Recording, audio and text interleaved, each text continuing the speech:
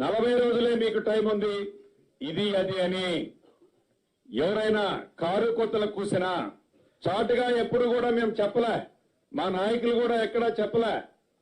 100 రోజుల్లో మేము డెలివరీ చేస్తానన్నాం. మా మాటకు మేము కట్టుబడి ఉంటాము. మీడియా మిత్రులు కూడా దీన్ని గమనించాలని మీడియా మిత్రులు కూడా ఈ వేదిక ద్వారా తెలియజేస్తున్నారు.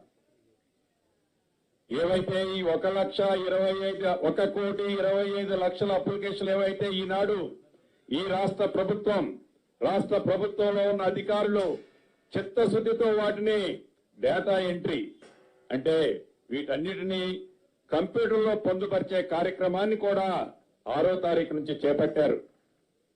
యుద్ధ ప్రాతిపదిక మీద ఏదో కాంట్రాక్ట్ బేసిస్ లోనో ఇతరత్రలో ఉన్న డేటా ఎంట్రీ ఆపరేటర్లే కాకుండా బయట నుంచి హైర్ చేసి యుద్ధ ప్రాతిపదిక మీద వీటిని క్రోడీకరించాలి అంటే ఇట్ టేక్స్ నియర్లీ ఈ నెల 25వ తారీఖు దాకా పట్టేటట్టుంది.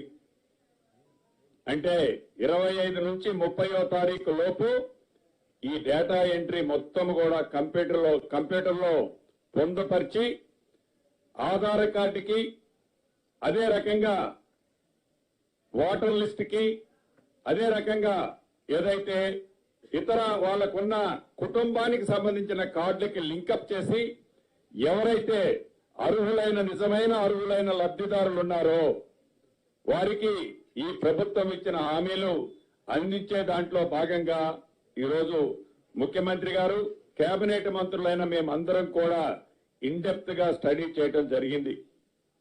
దీంట్లో ఈ ప్రజా పాలనకు వచ్చిన అప్లికేషన్ల కోసమని కేబినెట్ సబ్ కమిటీని కూడా ఈ రోజు ప్రకటించుకోవడం జరిగింది. ఈ కేబినెట్ సబ్ కమిటీకి చైర్మన్ గా ఉప ముఖ్యమంత్రి గారు బట్టి విక్రమార్క గారు ఉంటారు.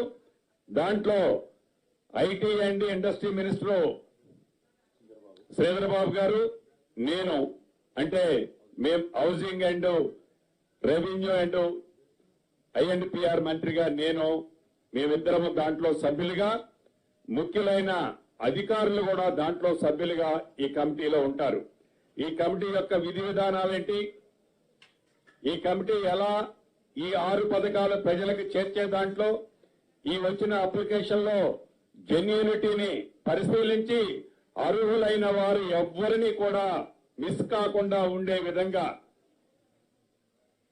డేటాని పూర్తిగా సేకరించిన దాన్ని కంప్యూటర్లో భద్రపరిచి దానిని అర్హులైన వారికి పథకాలని ఇచ్చే ప్రణాళిక ఈ కమిటీ తీసుకొని ఈ కమిటీలో చర్చించిన తర్వాత కేబినెట్ లో దాన్ని ఎమ్మటే ఇంప్లిమెంటేషన్ చేసే కార్యక్రమాన్ని కూడా చేపట్టబోతున్నాం. ఇంతేకాదు, ఏదైతే ఈ రాష్ట్ర ప్రభుత్వం మొదటి నుంచి ఏర్పడిన దగ్గర నుంచి చెప్తుందో మాటలతోనే కాకుండా చేతలతో ఈ కార్యక్రమాలకి తెలంగాణ ప్రజలకు అందించాలని చూస్తుందో అందించే దాంట్లో కూడా చెప్పిన ఏ ఒక్క మాటకి కూడా ఈ ప్రభుత్వం బ్యాక్ వెళ్లే పరిస్థితి ఎప్పటికీ ఉండదు. పూర్తి నమ్మకము, విశ్వాసము ప్రజలకు ఉంది. ప్రతిపక్షం వారికి అప్పుడే నెల రోజులు కూడా కాల అప్పుడే వారి పవరు ఇంకా ఎప్పుడు లాక్కోవాలని ఆవులాడుతున్నారు. చాలా నవ్వొస్తుంది. పూర్తి మ్యాండేటరీ కాంగ్రెస్ పార్టీకి ప్రజలు ఇచ్చారు. కొద్దిగా ఓపిక పట్టండి. ప్రతి విమర్శ చేయడానికి ముందు మీ ప్రభుత్వంలో గతంలో మీ ప్రభుత్వంలో ఏవైతే తప్పిదాలు జరిగినాయో ఆ తప్పిదాలని ఈ ప్రభుత్వంలో జరుగుతున్నట్టు చూపిస్తే ప్రతి ఆధారంతో సహా ఈ ప్రభుత్వం బయట పెట్టడానికి సిద్ధంగా ఉంది. మాటలతో కాదు, ప్రతి డాక్యుమెంట్ ని కూడా ప్రజల ముందు పెట్టడానికి ఈ ప్రభుత్వం ఉంది.